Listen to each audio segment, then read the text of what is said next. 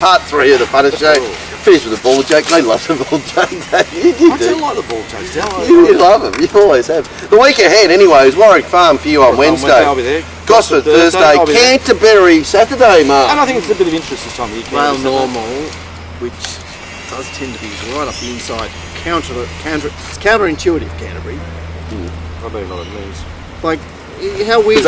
Whenever you go back to back to rail normal. Yeah, it's usually down the outside. No, or yes. Usually, yeah. And at Canterbury, it's up the inside. Right, okay. So it's some weird Bizarro world, Glenn. And you walk past Canterbury and you look straight up the straight. Yep.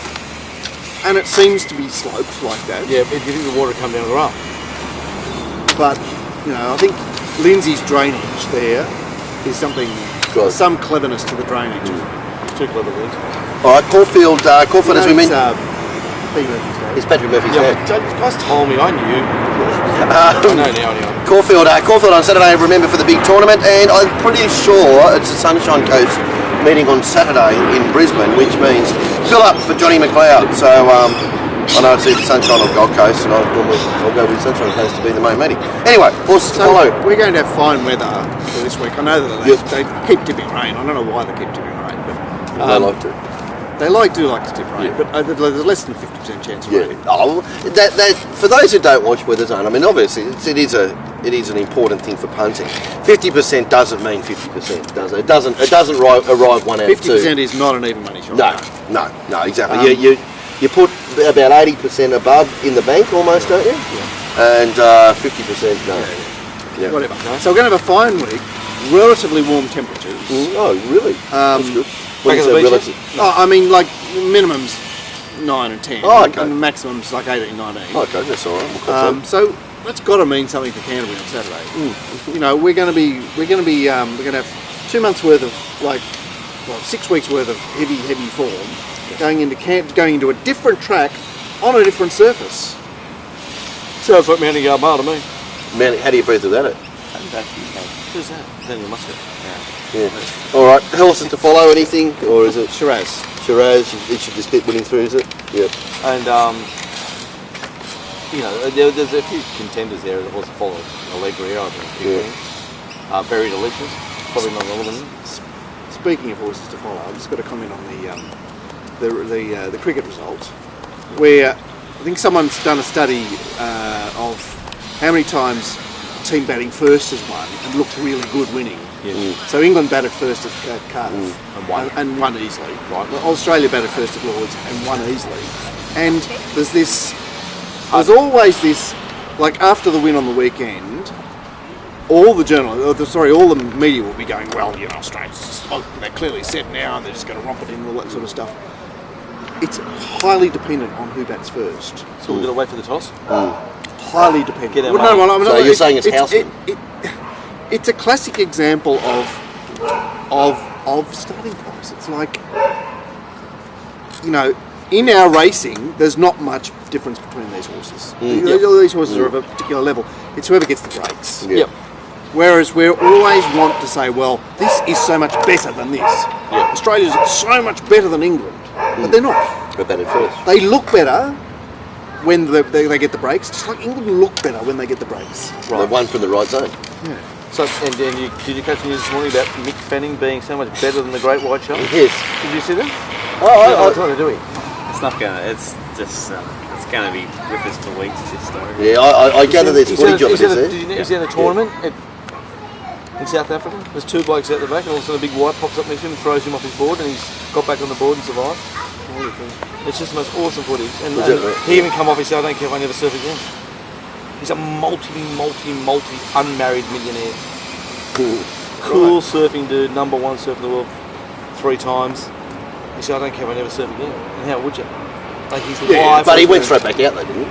No, they called the event straight off. They chopped it down the guts. They interviewed him, got him on the boat, shoved the microphone in his. And that was so weird. And he was like... And the bloke was cracking jokes. That was pretty close, wasn't it? Did you see the teeth? The bloke thinks it's funny.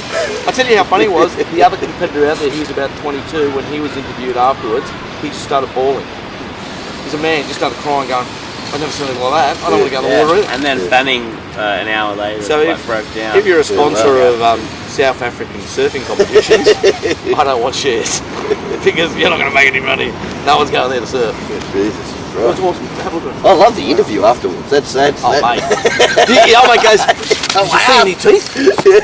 Mick's going, I've just almost been killed by a fucking shark. he got back on his board in the nick of time. Shark turned around to bite. When they bite those great whites, they kind of don't miss. Yeah. All right. What's happening on social media, Matthew? Anything? Have we been over it? We've been over most of it, but the sort of the Peter Moody interview happened last week. Well, I don't need to cheat. All That right. one. Yeah, the 7:30 I don't need report. to cheat. Yeah, so he came out swinging at a few journalists, and his fellow trainers actually was a good one. A good spray he had. I think he gave Sam Kavanagh a spray, didn't he? Bake for that? Yeah. He What's said, Sam Kavanagh got to do? Oh, just that Sam Kavanagh's cheating and he's not. yeah, he said there's all these trainers down Hang at on, Sam Caulfield. Kavanagh's only been charged. He hasn't been. Well, I don't know. But that's put what, his hand up. Sam Kavanagh knows he's guilty. He said it, I suppose. Yeah. But Right, so what's Moody's defence then?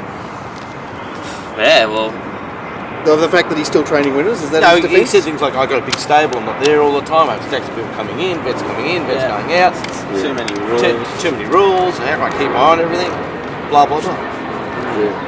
Right, so his case, What's it his mean? cobalt positives are accidental, are they?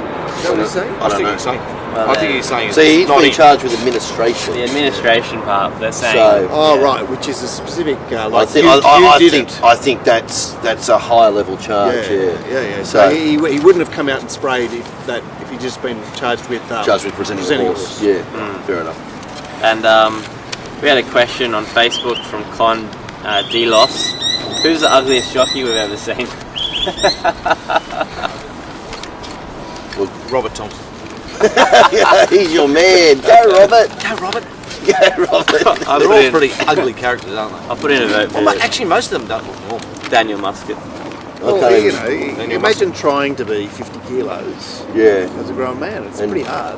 Craig Williams, you see his cheeks, got like no fat in them at all. They're like all like, he's got like a 90-year-old hollow man's cheeks. head. Yeah. He's the hollow man. Well, he's just sweated the body Kevin out. Bacon. Poor bastard. All right. Craig That's Williams being single, like, chick takes him home, comes out of the bathroom with no gear on. Hello, love, can you do anything with this? It's time for. What are you going to do, mate? We've been children around. Just a little one. Can I do this one? Yeah, you can do it. It's time for Starter of the Quarter. Brought to you by. Yeah, what you are, you can do that. You're going to do the You'll brought to get you the by. SP award there. You got to do the bring you by who? Brought to you by. Chinese dough, Lily. Lovely Lily. And her lovely sister, Anna. And Lily's lovely sister, Anna. There you go. She's a lovely. Sword of the quarter. Oh God, I wish I was a bit. Kathy O'Hara. Yes, what Kathy? Noella's choice. Oh, lost the bend. Yeah. Lost the compass. Yep. 1 point for Kathy. Thomas Oh, he's Huey. going to get 3, isn't he? I think so. Well, who's got? We didn't work out a 2. No, we didn't work out a 2. So Thomas- Thomas Uwe 2. Yeah. John Massaro 3. 3. Yeah. For coming and leaving. And having- really having- slaughtering the game, Having 60. treating it with complete contempt, and making me feel like more of a mug when you can turn up for 10 minutes and leave. And I've got to stay out there. Pearl of Wisdom. Oh, I might do the pearl this week. You've been coming up with them. Have you got one? Yeah, I've got one and I'll save it. I'll keep it. Are you I'll sure? keep it if you want. Do a pearl each. What's your No, pearl no, blend? no, Oh, no, hang no, on. no, No, no, no, no. go on here. We're off. Yeah, I'm gone here. Okay. Yeah, my pearl was in here. Oh, you're going to do the pearl with them? Bring! There was a little bit of gayness in yours. Did you notice that? Just the whole hand movements. As I said, you wouldn't know what happens here after midday, Glenn. Right, well, pearl of wisdom is You got no idea. if you're going to employ a Pakistani worker to wax your surfboard in South Africa, make sure old mate goes out to check for any large fish in the water prior to you getting involved in the competition. Thank you very much. That's the end of the show. See you later. Thank you. Bye.